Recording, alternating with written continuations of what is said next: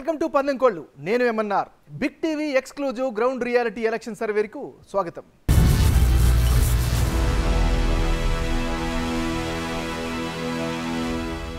తెలంగాణలో ఎన్నికల నగారాకు సమయం దగ్గర పడుతోంది. ఎలక్షన్ ఏర్పాట్లను కేంద్ర ఎన్నికల సంఘం స్పీడప్ చేసింది. ఇందులో భాగంగా రాష్ట్రానికి వచ్చిన కేంద్ర ఎన్నికల సంఘం అధికారుల బృందం వరుస సమావేశాలు నిర్వహించి అధికారులకు దిశానిర్దేశం చేసింది. తొలి రోజు జిల్లా కలెక్టర్లు, ఎస్పీలు, పోలీస్ కమిషనర్లతో భేటీ అయ్యింది. పవర్ పాయింట్ ప్రజెంటేషన్లో వివరాలను తెలుసుకున్న సిఈసి రాజీవ్ కుమార్, ఆయన టీం స్వేచ్ఛగా ఎలక్షన్స్ జరిగేలా చర్యలు తీసుకోవాలని, మద్యం, డబ్బు ప్రభావాన్ని అరికట్టాలని ఆదేశించింది. తెలంగాణలో మహిళా, పురుష ఓటర్ల సంఖ్య సమానంగా ఉండడం శుభపరిణామమని కేంద్ర ప్రధాన ఎన్నికల కమిషనర్ రాజీవ్ కుమార్ అన్నారు. యువ ఓటర్ల సంఖ్య 8 లక్షలు దాటడం ప్రశంసనీయమని అభినందించారు. రాజకీయ పార్టీల ప్రతినిధులతోనూ సమావేశమయ్యామని, డబ్బు, మద్యం ప్రభావంపై ఆందోళన వెలుబుచ్చాయని సిఈసి చెప్పారు. రాష్ట్రంలో 3,17,00,000 మందికి పైగా ఓటర్లు ఉండగా వారిలో 1,58,71,493 మంది పురుష ఓటర్లు, 1,58,43,339 మంది మహిళా ఓటర్లు ఉన్నారు.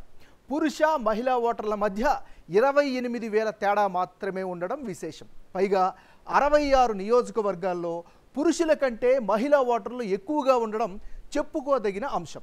సెప్టెంబర్ 28 నాటికి కొత్త ఓటర్ల సంఖ్య 17 లక్షలు పెరగ్గా ఏడాది కాలంలో సరైనవి కానివి 22 లక్షల ఓట్లు తొలగించారు.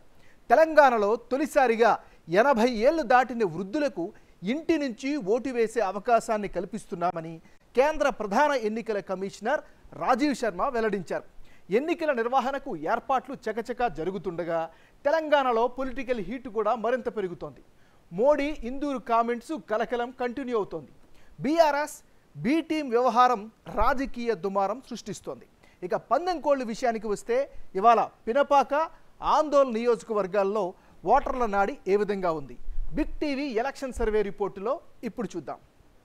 భద్రాద్రి కొత్తగూడెం జిల్లా పినపాక ఎస్సీ రిజర్వ్డ్ నియోజకవర్గం. ఒకప్పుడు కమ్యూనిస్టుల కంచుకోట. సింగరేణి కోల్ మైన్స్కు నిలయమైన మనుగూరు ఈ నియోజకవర్గం పరిధిలోనే ఉంది. 2018లో ఇక్కడ కాంగ్రెస్ అభ్యర్థిగా గెలిచిన రేగా కాంతారావు పార్టీ ఫిరాయించి బీఆర్ఎస్లో చేరారు. మరో అభ్యర్థి పాయం వెంకటేశ్వర్లు కూడా పార్టీలు మారుతున్నారు. ఇటీవలే కాంగ్రెస్ పార్టీలో చేరారు. పినపాక టికెట్ ఆశిస్తున్నారు. బీఆర్ఎస్ అభ్యర్థిగా సిట్టింగ్ ఎమ్మెల్యే రాగా కాంతారావును గులాబీ బాస్ కేసీఆర్ ఓకే చేశారు. కాంగ్రెస్ పార్టీ నుంచి ప్రధానంగా 2 అభ్యర్థులు రేసులో ఉన్నారు. పాయం వెంకటేశ్వర్లు, బట్ట విజయ్ గాంధీ టికెట్ ఎక్స్పెక్ట్ చేస్తున్నారు. వాళ్లకు క్షేత్రస్థాయిలో విజయావకాశాలు ఎలా ఉన్నాయి?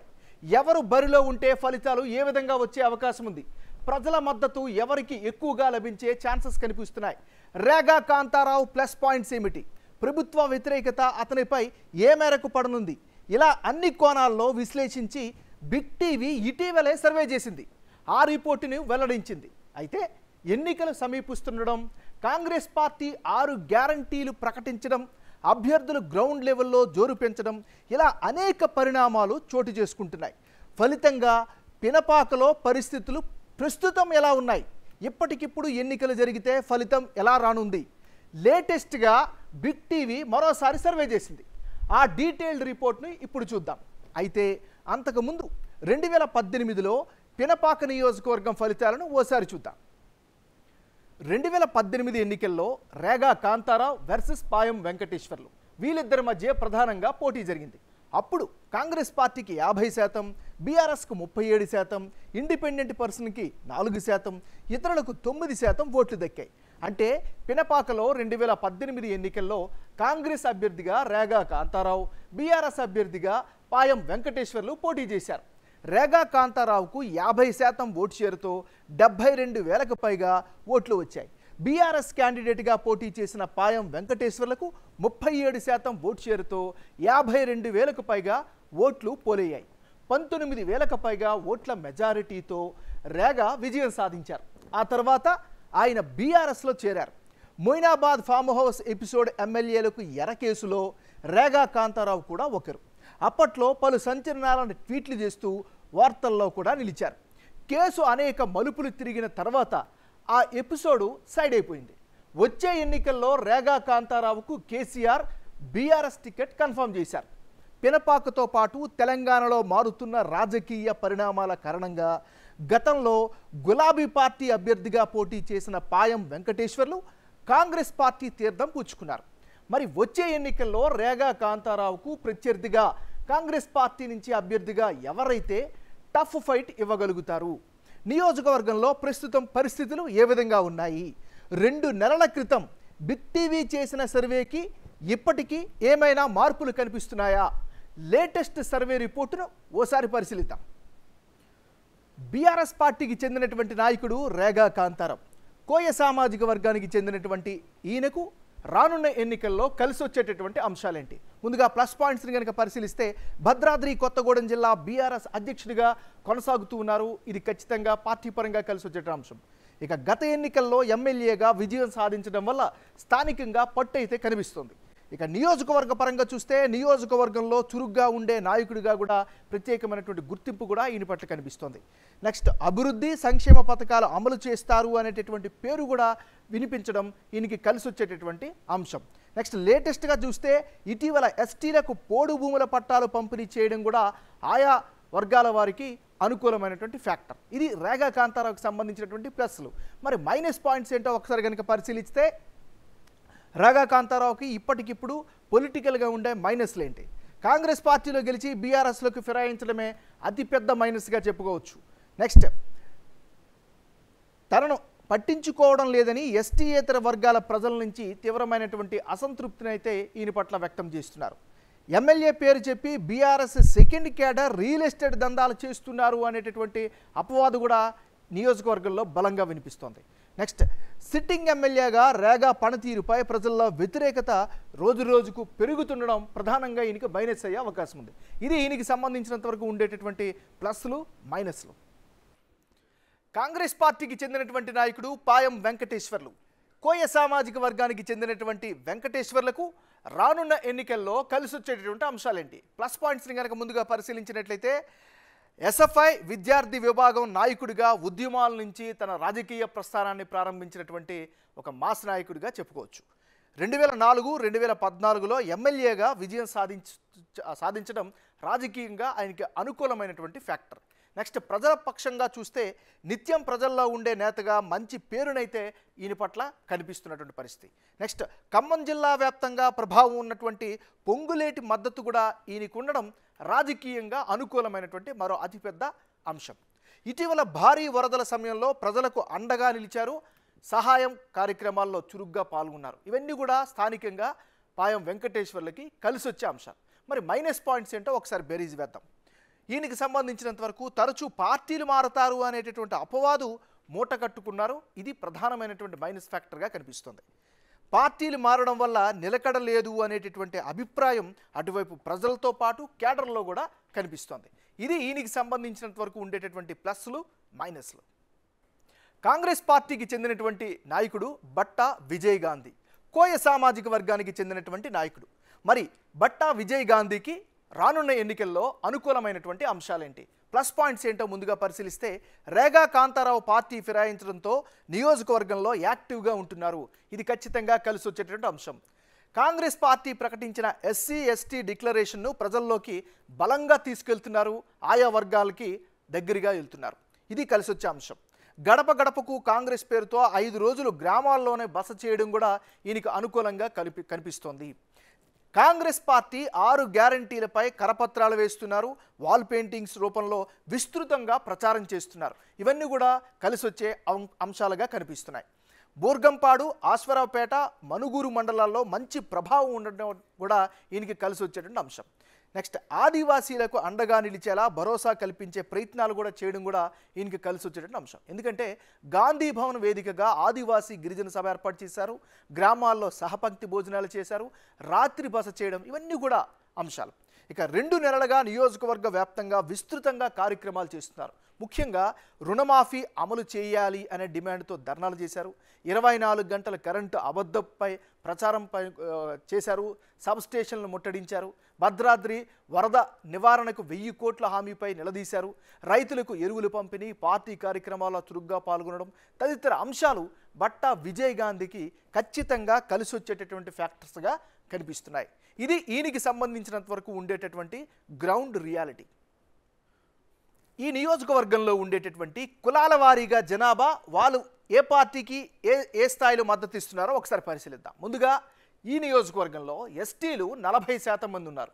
ఎస్సీలు 18% ఉంటే యాదవ సామాజిక వర్గం 8%, ముదిరాజులు 6%, పద్మశాలీలు 5% మంది ఉన్నారు. అంటే పినపాక నియోజకవర్గంలో కులాల వారీగా ఓటర్ల వివరాలను కనుక పరిశీలిస్తే ఇక్కడ ఎస్టీల జనాభా అధికం. దాదాపు 40% మంది ఎస్టీలు ఉన్నారు. ఎస్టీ రిజర్వ్డ్ నియోజకవర్గం కావడం వల్ల ఆ సామాజిక వర్గ ప్రజలు నిర్ణయమే ఇక్కడ జయాపజయాలను నిర్ణయిస్తుంది. 40% మంది ఎస్టీల మద్దతుని గనుక గమనిస్తే బీఆర్ఎస్కు 50% మంది మద్దతు ఇస్తున్నారు. కాంగ్రెస్ పార్టీకి కూడా సమాన స్థాయిలో అంటే 50% మంది సపోర్ట్ చేస్తున్నారు. ఇటీవల కాంగ్రెస్ ప్రకటించిన ఎస్సీ ఎస్టీ డిక్లరేషన్ ప్రజల్లో చర్చకు దారితీసింది. హస్తం పార్టీ వైపు మొగ్గు చూపాలి అనే అభిప్రాయాన్ని వ్యక్తం చేసేలా చేస్తోంది. దీనికి తోడు పొంగులేటి శ్రీనివాసరెడ్డి ఎస్టీల్లో మంచి ప్రభావం ఉంది. అతను కాంగ్రెస్ పార్టీలో చేరడం వల్ల హస్తం పార్టీకి భారీగా లాభం చేకూరనుందని బిగ్ టీవీ ఎలక్షన్ సర్వేలో ఓటర్ల అభిప్రాయంగా తేలింది. ఇక 18% మంది ఉన్న ఎస్సీల విషయానికి వస్తే బీఆర్ఎస్ కాంగ్రెస్ పార్టీలకు సమానంగా ఎస్సీల తరహాలోనే 50-50 చొప్పున అండగా నిలుస్తున్నారు. దళిత బంధు అమలు వైఫల్యం వల్ల ఎస్టీలు హస్తం పార్టీకి చేరువవుతున్నారు. గతంలో ఇందిరమ్మ ఇళ్ళైనా దక్కాయని, ఇప్పుడు డబుల్ బెడ్రూమ్ ఇళ్ల పేరుతో మోసపోయామని ఎస్సీలు ఆవేదన చెందుతున్నారు. ఇక 8% మంది యాదవులు, 6% మంది ముదిరాజులు, 5% మంది పద్మశాలీల విషయానికి వస్తే బీసీ వర్గాలు కొద్ది రోజులుగా పెద్ద ఎత్తున కాంగ్రెస్ పార్టీకి మల్లుతున్నారు. బీసీలకు రాజకీయ ప్రాధాన్యం, ఎన్నికల్లో జిల్లా వారీగా సీట్ల కేటాయింపు తదితర హామీలు ఆయా వర్గాలను ఆకట్టుకుంటున్నాయని బిగ్ టీవీ సర్వేలో తేలింది. అలాగా ఇటీవల కాంగ్రెస్ పార్టీ ప్రకటించిన 6 గ్యారంటీలు కూడా అన్ని వర్గాల ప్రజలను ఆకట్టుకునేలా ఉన్నాయని క్షేత్రస్థాయిలో ప్రజలు చర్చించుకోవడం హస్తం పార్టీకి కలిసి వచ్చే అంశంగా కనిపిస్తోంది. కులాల వారీగా ఓటర్ల మద్దతు గమనిస్తే గత 2 నెలలుగా కొంత కాంగ్రెస్ పార్టీకి ఎడ్జ్ కనిపిస్తోంది.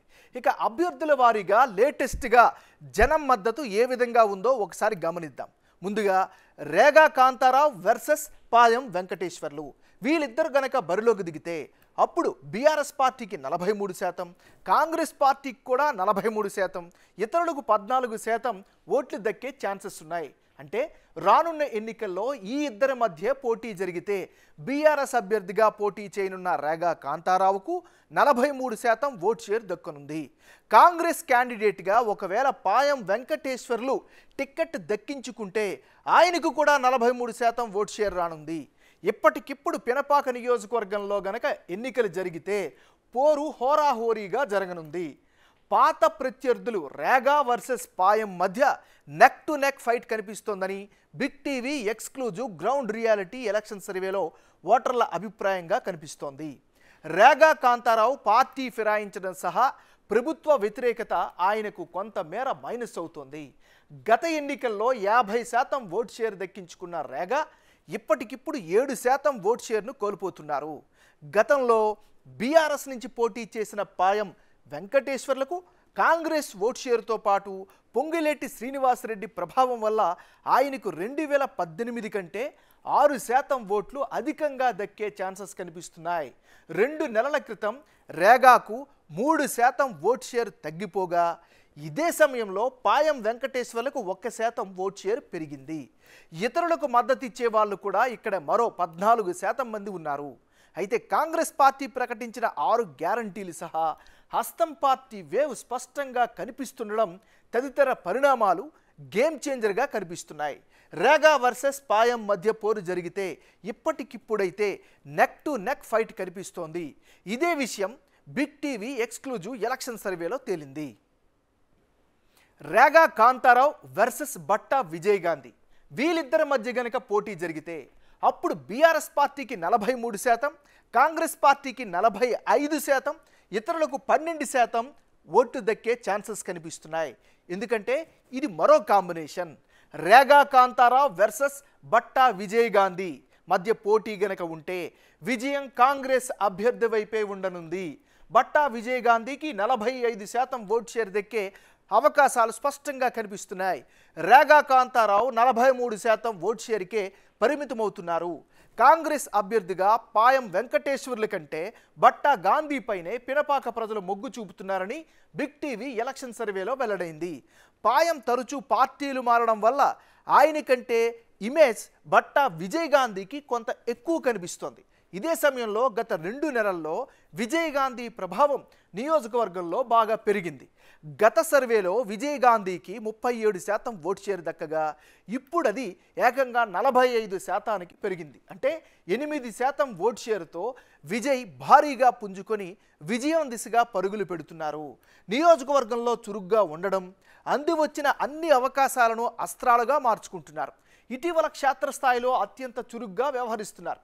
కాంగ్రెస్ పార్టీ 6 గ్యారంటీలను ప్రజల్లోకి బలంగా తీసుకెళ్తున్నారు. ఆదివాసీలకు పూర్తి భరోసా కల్పిస్తున్నారు.